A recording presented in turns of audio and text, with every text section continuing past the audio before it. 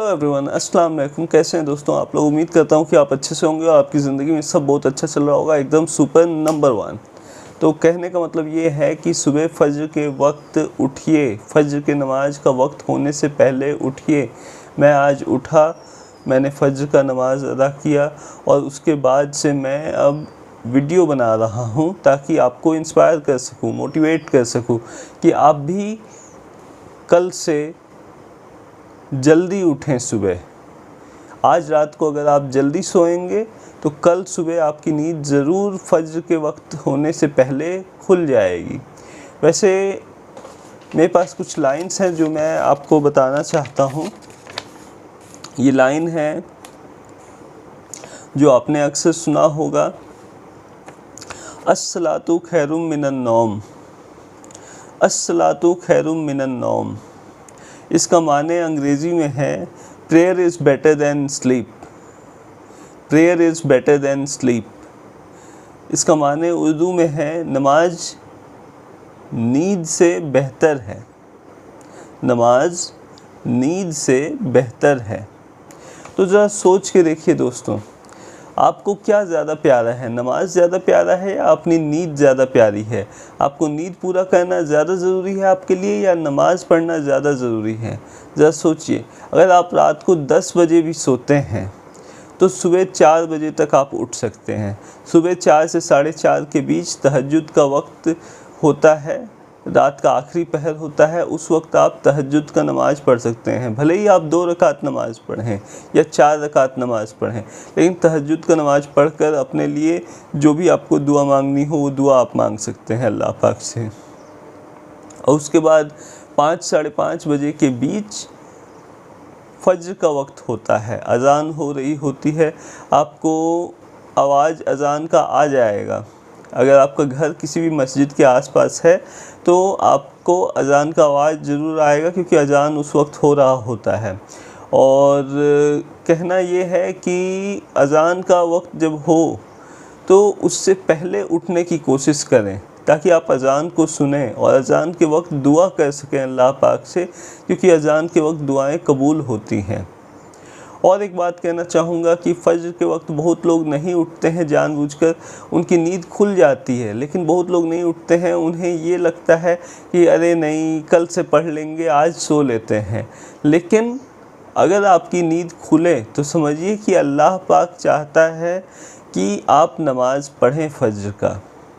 तो इसलिए कह रहा हूँ कि अगर नमाज से 10 मिनट पहले भी आप उठ जाते हैं तो आप ज़रूर वज़ू करके नमाज़ पढ़ लीजिए। कोशिश कीजिए दोस्तों कि एक भी नमाज आपका ना छूटे। अक्सर लोगों का ज़िंदगी में फ़जर का नमाज ही कज़ा हुआ रहता है और लोग उसका कज़ाए उम्री नमाज भी नहीं पढ़ते हैं। सोचते हैं कि वो तौबा कर लेंगे और काफ़ी है, इतना अल्लाह पाक माफ़ कर देगा। लेकिन नमाज के लिए कोई माफ़ी नहीं है दोस्तों। हर चीज़ के लिए माफ़ी हो सकती है लेकिन नमाज के लिए कोई माफ़ी नहीं है, क्योंकि नमाज दीन का सुतून है, दिल का सुकून है।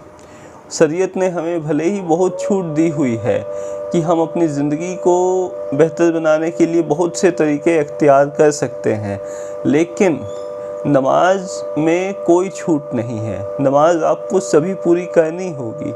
आपके अमाल नामा को जब जांचा जाएगा तो उसमें आपके अमाल देखे जाएंगे, तो सबसे पहले नमाज को चेक किया जाएगा कि नमाज इनकी पूरी है या नहीं है। आखिरत में देखा जाएगा, जिसका नमाज पूरा निकल आएगा, सही निकल आएगा, उसके लिए सभी चीज़ें आसान हो जाएंगी। पुल सिरात का रास्ता भी आसान हो जाएगा, जन्नत में दाखिल होना भी आसान हो जाएगा और बाकी सभी चीज़ें आसान हो जाएंगी, बेहतर हो जाएंगी।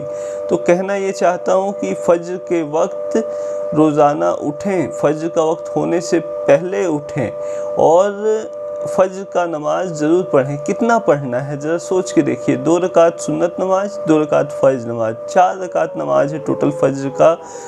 फिर से बताता हूँ, 2 रकात सुन्नत नमाज फ़जर का, 2 रकात फ़जर नमाज फ़जर का, सिर्फ 4 रकात नमाज, जो कि पढ़ने में 4 से 5 मिनट का वक्त बस लगता है दोस्तों। और बहुत लोग ये गलती करते हैं कि नमाज़ पढ़ने के बाद से वो सो जाते हैं कि अब नमाज हो गई, अब तो सो ही सकते हैं, लेकिन सोना नहीं है। फज्र की नमाज का मतलब ही यही है कि आप सुबह उठें, दिन की शुरुआत दीन के साथ करें, इबादत के साथ करें, नमाज के साथ करें, और फिर आप या तो चाहें तो वॉक पे चले जाएं, या तो सूरज निकलने के बाद आप चाहें तो कुरान शरीफ पढ़ें, कुरान शरीफ की सुबह सुबह तिलावत करें। अगर सुबह सुबह तिलावत नहीं कर सकते तो कम से कम कुरान शरीफ को सुने, जैसे सूरह यासीन सुन सकते हैं, सूरह रहमान सुन सकते हैं, अहदनामा सुन सकते हैं, आयतल कुर्सी सुन सकते हैं या पढ़ सकते हैं। ऐसे बहुत सी दुआएं हैं, बहुत से सूरह हैं कुरान शरीफ के जो आप सुन सकते हैं या पढ़ सकते हैं। और कहना ये चाहूँगा कि रोज़ाना लोहे कुरानी पढ़ें। लोहे कुरानी बहुत ही ज़्यादा ताकतवर हर्फ है। तो इसके ऊपर मैंने कुछ दिन पहले वीडियो भी बनाया था, जिसको कि आप इस्लामिक वीडियो सेक्शन में प्लेलिस्ट में जाकर देख सकते हैं। और मेरे सभी वीडियोस को देखिए। और नमाज के ऊपर कल मैंने एक वीडियो बनाया था जिसको आप लोगों ने बहुत प्यार दिया, नमाज में दिल कैसे लगाएं। इस वीडियो को आप लोगों ने बहुत प्यार दिया। करीब 50 लोगों ने इस वीडियो को एक दिन के अंदर देखा है। तो मुझे बहुत खुशी होती है कि कम से कम 50 लोगों ने कोशिश तो की, सोचा तो सही कि नमाज में उनका दिल कैसे लगे। ये तरीका जानने के लिए उन्होंने वो वीडियो देखा। तो 50 लोगों ने देखा, तो उसमें से अगर 5 लोग भी कोशिश करते हैं और नमाज पढ़ते हैं तो ये उनकी ज़िंदगी को बहुत बेहतर बनाएगा। तो कहने का मतलब ये है कि जितना हो सके दोस्तों उतना कोशिश कीजिए अपनी ज़िंदगी को बेहतर बनाने का। और ज़िंदगी को बेहतर अगर बनाना है तो सबसे पहला तरीका है कि आप नमाज की पाबंदी करें, नमाज कायम करें, नमाज टाइम से पढ़ें, डिसिप्लिन के साथ पढ़ें और सही तरीके से पढ़ने की पूरी कोशिश करें।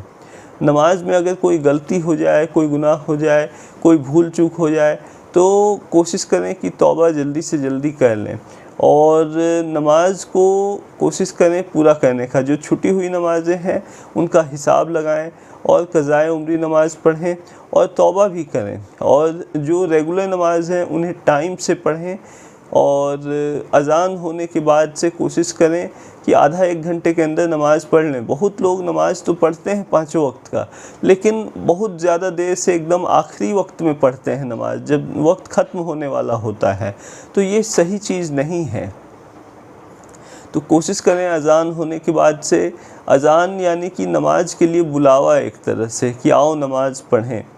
तो कहने का मतलब ये है कि नमाज पढ़िए, सही वक्त पर पढ़िए, अच्छे से पढ़िए और अपनी ज़िंदगी को बेहतर बनाइए। बाकी चलता हूँ, फिर मिलेंगे नेक्स्ट वीडियो में। तब तक अपना और अपनों का ख्याल रखिए। खुश रहिए।